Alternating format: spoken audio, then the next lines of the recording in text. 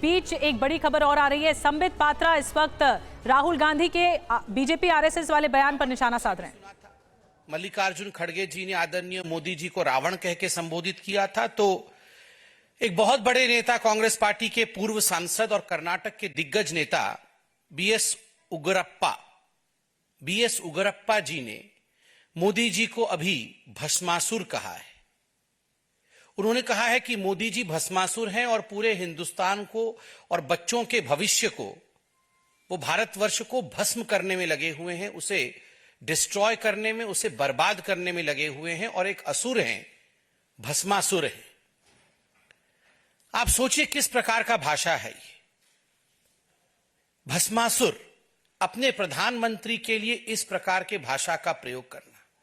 बंधुगण, आज अखबार में एक बहुत ही सुखद खबर है।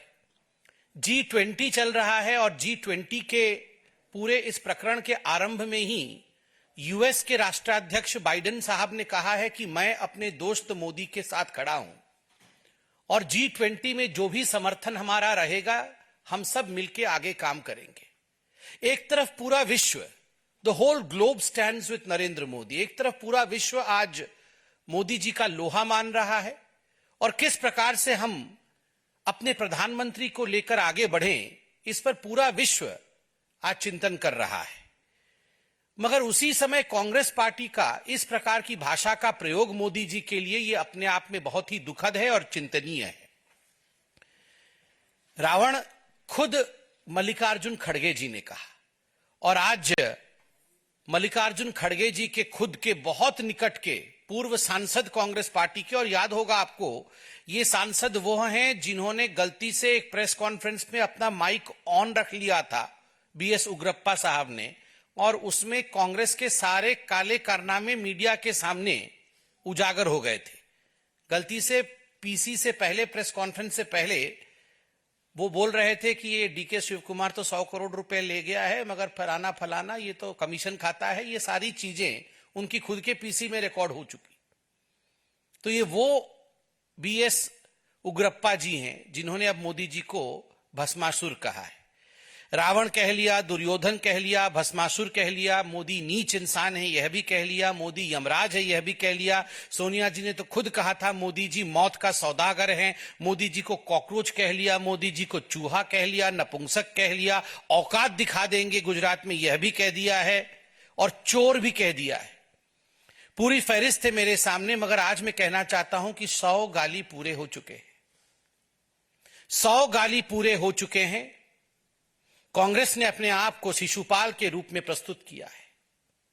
अब समय आ चुका है जब गुजरात की जनता और हिंदुस्तान की जनता, जो जनार्दन है, जनार्दन माने कृष्ण है, जनता ही कृष्ण है, जनता ही जनार्दन है। अब हम आह्वान करते हैं जनता से, जनार्दन से और कृष्ण से कि वो लोकतंत्र रूपी चक्र धारण करके ऐसी पार्टी का लोकतांत्रिक रूप से समापन करे।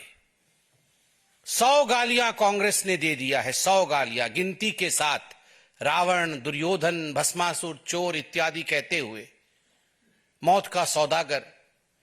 100 गालियां पूरी हो चुकी है। अब जनता जनार्दन, जनता ही कृष्ण है और भगवान कृष्ण बन के जनता अब सुदर्शन उठा करके, लोकतांत्रिक सुदर्शन उठा करके, लोकतांत्रिक तरीके से ईवीएम के माध्यम से गुजरात में और पूरे हिंदुस्तान में जवाब देगी कि गाली देने वाला कभी बड़ा नहीं हो सकता है। कोविड में वैक्सीन देने वाला बड़ा होता है। वो व्यक्ति कभी भस्मासुर हो ही नहीं सकता है जिसने 80 करोड़ जनता को राशन दिया। गुजरात में 4 करोड़ लोगों को राशन दिया है। वो व्यक्ति कभी भी भस्मासुर नहीं हो सकता है जिसने गुजरात के अंदर 11 लाख लोगों को आवास योजना के माध्यम से आवास देने का काम किया है।